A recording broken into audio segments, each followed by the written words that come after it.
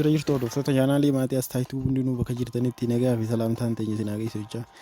Viidiyoo gabaabaa tokkoon qabadhee dhiyaatee jira. Viidiyoon keenyas akkuma sooshaal miidiyaalee biraa viidiyoos ta'e suuraalee garaagaraa barreeffamaas ta'e waan adda addaa sheer godhuu dandeenyu. yuutuubii viidiyoo keenya akka nu paablikaali mul'atuuf yuutuubuma irratti sheer godhuu, nama meenshin godhuu akkamitti akka dandeenyu karaa salphaa ta'e tokkoon isin agarsiisa.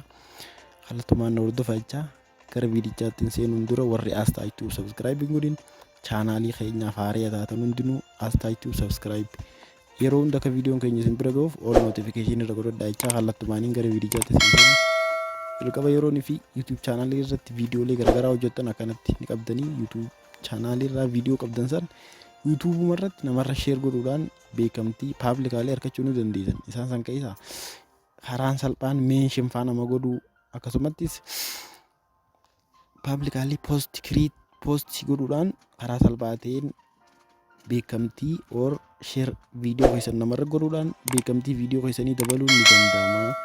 Akkamitti dandeenya warreettan viidiyoo YouTube chaanaalii jala your channel ettee eeguu akkana seenteen maal gootanii viidiyoo namarra yoo paablikaali sheer godhuu barbaadan sanarra dhayxanii create post gootanii jechuudha. Akkamitti goona warreettan akkanatti viidiyoo jira viidiyoo barbaadan san amma fakkeenyaaf viidiyoo isa kanaan create post godhuu barbaade yookiin ta'an kajalaa kanaan godhuu barbaade sanaan karuma salphaa ta'een viidiyoo irra dhaqa. Viidiyoo irra dhayxaniin booda akkanallaan hanga karsarii kompiitaraa yookiin harka bilbila keessanii irra dhayxanitti mul'attu tuqaa sadiin dhaqottee teessu jira. Yoonii fi irra dhayxan bakka san kallattiin dhayxan qofa mul'atti.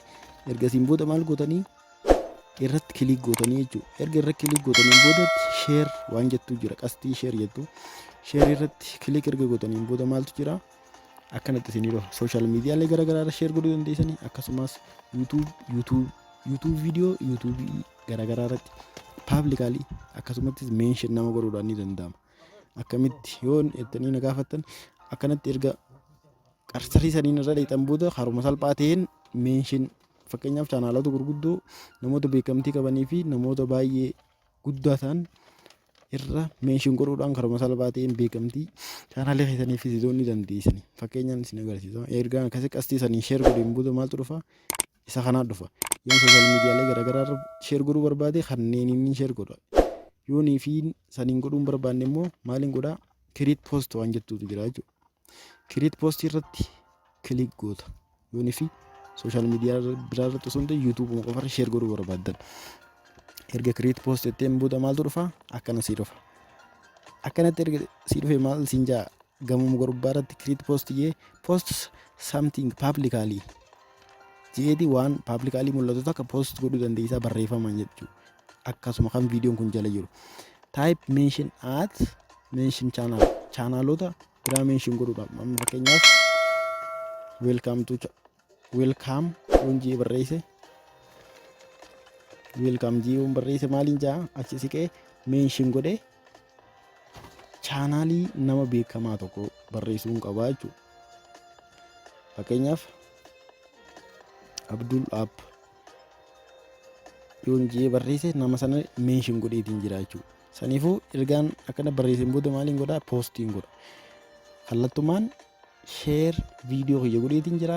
Create poostii hojjedhee viidiyoo kana paablikaali sheer godheetiin jira abbaa barbaade irratti. Akkasumattis namaan meenshin godhatan kallattumaan dhaqee namni kun viidiyoo kana sheer sirra godhee meenshin si godhee jira yaani. Beekamtii viidiyoo keessanii fi chaanaalii keessaniif dabaluu ni dandeessanii akkanatti karaa salphaa ta'een. Kana har'aaf viidiyoon keenya kanuma hanga yeroo itti aanu walitti deebinutti viidiyoolee keenya hunda laayik nu godhaa, koomentii illee gaafii qabdan nu barreessaa, yaada qabdan illee akkasuma nu qaa nu jajjabeessaa jaa hanga yeroo itti aanu walitti deebinutti nagaan turaa yeroo gaarii.